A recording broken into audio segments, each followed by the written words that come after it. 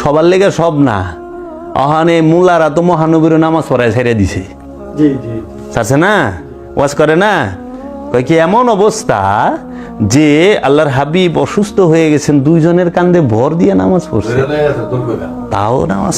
বাবা রে বাবা, মানে সারা কোরআনে নবী রাসূলের উপরে সালাতের হুকুমই নাই, অলির উপরে সালাতের হুকুমই নাই, মুমিনের উপরে সালাতের হুকুম নাই। সালাতের হুকুম শুধু ইয়া আইয়ুহাল্লাযিনা আমানু আকিমুস সালাত ওয়া আতুজ যাকাত। আমানু করব সালাত, আর আমানু সালাত কায়েম করব, যাকাত আদায় করব। তো যে ইমামেরই তো সালাত নাই, ইমাম সালাত শিখাইব, ইমামের জন্যই সালাতের হুকুম নাই। ইমাম হলে সালাত শিক্ষা দিব, শিখাইবার গেলে পড়তে হইব, করতে হইব, তাই না? শিক্ষক করতে হবে। যে আমাকে উস্তাদরা MA পাস করার পরে মাস্টারি চাকরি পাইছে, মানে MA পাস করে তো প্রাইমারি স্কুলের হেডমাস্টার ওয়ানের প্লাওয়ানের হিগায় সরয় সরায়া রস্যই দীর্ঘ সরায়াতে আম কতে কলা হয় না, দন্তান্নতে নাঙ্গল। তো MA পাস করার পরে দিয়ে হ্যাঁ সরয় সরায় পরে, তাই কি হ্যাঁ সরয় সরায় পড়ার উপযুক্ত? উনি শিখাইবার লেগা পরে, ওই ছাত্রের থেকে বেশি হের পড়ার লাগে। অনেক লেগে মহানবীর ওরা নামাজ পড়ায় ছাইড়া দিছে, 5 ওয়াক্ত নামাজ পড়েছেন। মহানবী এত বড় ইবাদত করলে আল্লাহ সরাসরি কোরআনে আয়াত দিল না কেন? যে মহানবী শরীরে চাদর রাখলে কই ইয়া আইয়ুহাল মুজাম্মিল, যেই মহানবী আসমানের দিকে বারবার চাইলে আল্লাহ কয় আপনার ইচ্ছা আমার কাছে গ্রহণযোগ্য, আপনি যেই দিকে ইচ্ছা ওই দিকে মুখ ঘুরায় নেন। মহানবী যেই দিকে মুখ ঘুরায় ওইটা কাবা হয়, ওটা কেবলা হয়। মহানবী দোয়া করলে কেবলা হয়। আর এই মহানবীর মৌলবী সাহেবরা নামাজ পড়ায় ছেড়ে দিছে, কত খতরনাক। হাদিস দিয়ে প্রমাণ করে দিল। অথচ মহানবী আগে আইছে না হাদিস আগে আইছে? মহানবীর উফাতের 250 বছর পরে হাদিস আইছে। একটু গবেষণা করে দেখেন।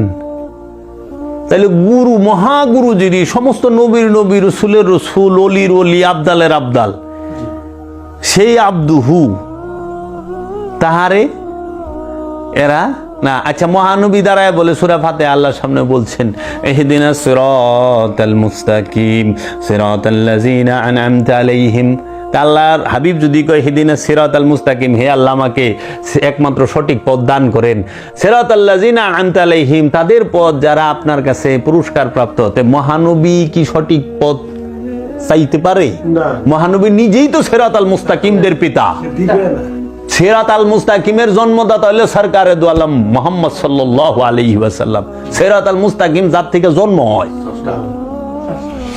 তিনি স্রষ্টা। আর সে চাইবো রবের কাছে ইহদিনাস সিরাতাল মুস্তাকিম, তাও 5 ওয়াক্ত খাড়ায়া। কি কোন না কোন, কই থেকে আপনারা আলেম হইলেন, কি পয়রা আপনারা ওলি হইলেন, কেমনে ওলি হইলেন? পিসাব বাহিনী লয়ে নেমে গেছে গা। হায় হায়, কি অবস্থা! মহানবী বলে কইছে তাদের পথ যাহাদের উপরে আপনি পুরস্কার দিয়েছেন, আমাকে সিরাতাল মুস্তাকিম দেন। আরে মহানবী সিরাতাল মুস্তাকিমদের পিতা, জন্ম দেয় সিরাতাল মুস্তাকিমকে মহানবীর ঘরের থেকে। জান্নাতের সর্দার মহানবীর ঘরে, জান্নাতের সর্দারিনী মহানবীর ঘরে, হাউজে কাউসার মহানবীর ঘরে, ইয়াসিন মহানবীর ঘরে, ঘরে না?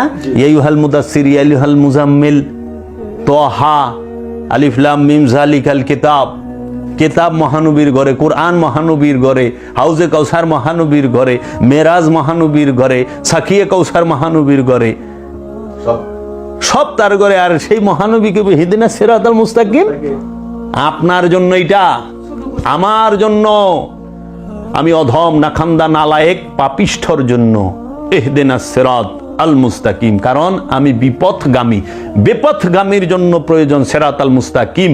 যে জন্ম আগমন করছে নবী হইয়া, ঈসা রুহুল্লাহর জন্য সিরাতাল মুস্তাকিম নয়, মুসা কালিমুল্লাহর জন্য সিরাতাল মুস্তাকিম নয়, কারণ তাহারা আজন্ম মাসুম। কোরআনই বলে দিছে আজন্ম মাসুমের জন্য সিরাতাল মুস্তাকিম থাকে কেমনে? সিরাতাল মুস্তাকিম তো পথভ্রষ্টের জন্য, বিপথগামীর জন্য। বিপথগামী, পথভ্রষ্ট, খান্নাতযুক্ত নফস, তারা কইবে ইহদিনাস সিরাতাল মুস্তাকিম। আর আল্লাহর হাবিব সে স্বয়ং নূর আলা নূর, নূরে মুজাসসাম, সিরাজাম মনিরা, সাইয়্যিদাতুল আম্বিয়া, সাইয়্যিদাতুল মুরসালিন। যিনি আল্লাহর আব্দুহু, যিনি আল্লাহর নবী, যিনি আল্লাহর রসুল, যিনি আল্লাহর ওলি, যিনি উম্মি, যিনি মুদাসসির, যিনি মুজাম্মিল, যিনি কাউসার, যিনি তাহা, যাকে আল্লাহ ডাক দিছে আলাম নাশরাহ লাকা সাদরাক ওয়া ওয়াদানা আনকা যিজরাক আল্লাযী আনকাযা যাহরাক। বলে নাই আলাম নাশরাহ লাকা সাদরাক? আল্লাহর হাবিবের সিনা মুবারককে চওড়া করে দিছে রব্বুল আলামিন, বলে নাই? এই সিনা কোন সিনা? এই সিনা চওড়া, তো 12 ফুট 14 ফুট থাকানোর কথা ছিল। ও বুঝেই না সিনা কারে কয়। তাহলে আপনি কই যাইবেন কোন যে আলে রসুলরে দিয়া সূরা ফাতিহা পড়ায়া কাদরিয়া তরিকারিয়া কি কইছে, কয় কি বড় পীর বা পাঁচশো, যে আমাগো দেশের এই যে বাউলদের মধ্যে একজন খাজা বাবা কি 5 ওয়াক্ত নামাজ পড়ায় নাই? আমি কই তোর বাপ দাদা 14 গোষ্ঠী যদি একটা দলিল দেয়া পারে দে। খাজা বাবা 5 ওয়াক্ত নামাজ পড়ছে, 5 ওয়াক্ত নামাজের কথা কোরআনে থাকলে সেন কইব, হুকুমই তো নাই। আছে দায়েমি সালাতের কথা, খাজা বাবা দায়েমি সালাতের শিক্ষা দিছে, খাজা বাবা দায়েমি সালাতের শিক্ষা দিছে। দেখা খাজা বাবা একটা মসজিদ বানাইছে, অনকার পীর সাহেবরা তো মসজিদ বানায়।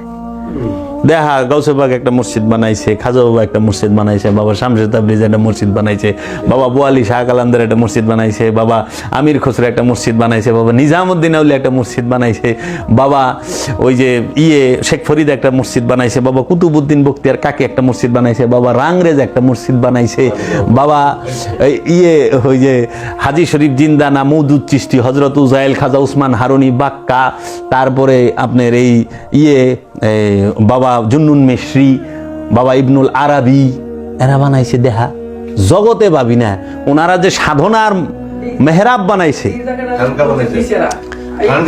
জি,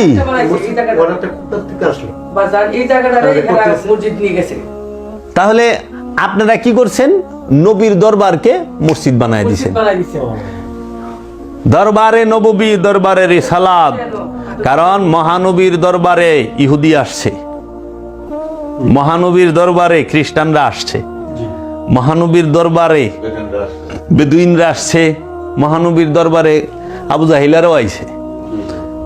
মুর্শিদে ইহুদি ঢুকা পারবো না।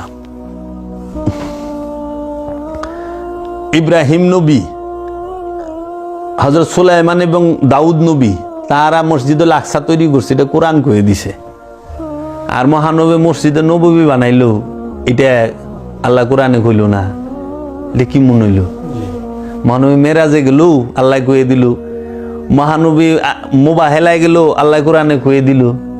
মহানবী পাক পাঞ্জাতন রে তার বংশরে দেখাইলো, কোরআনে কয়ে দিল। মহানবী হিজরতে গেল, কোরআনে কয়ে দিল।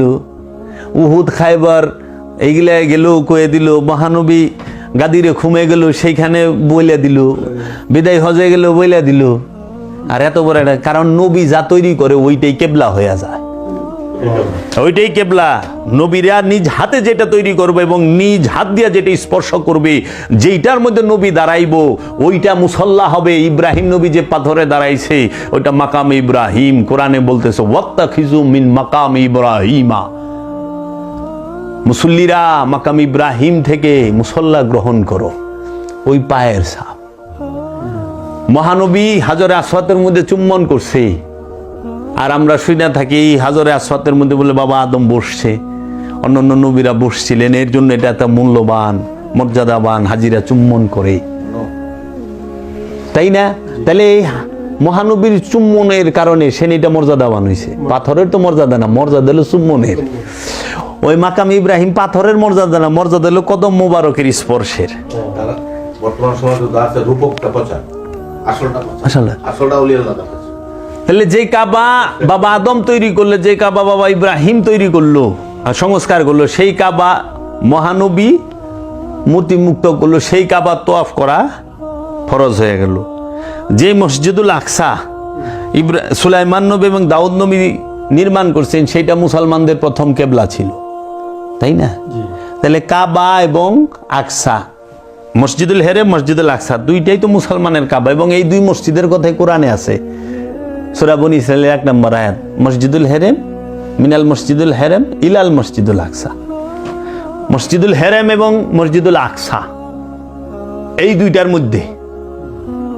তাইলে এই যে দুইটা মসজিদ আল্লাহ কইল, তো মহানবী যদি মসজিদ নিজ হাতে তৈরি করতো, মহানবী কি কইতো না?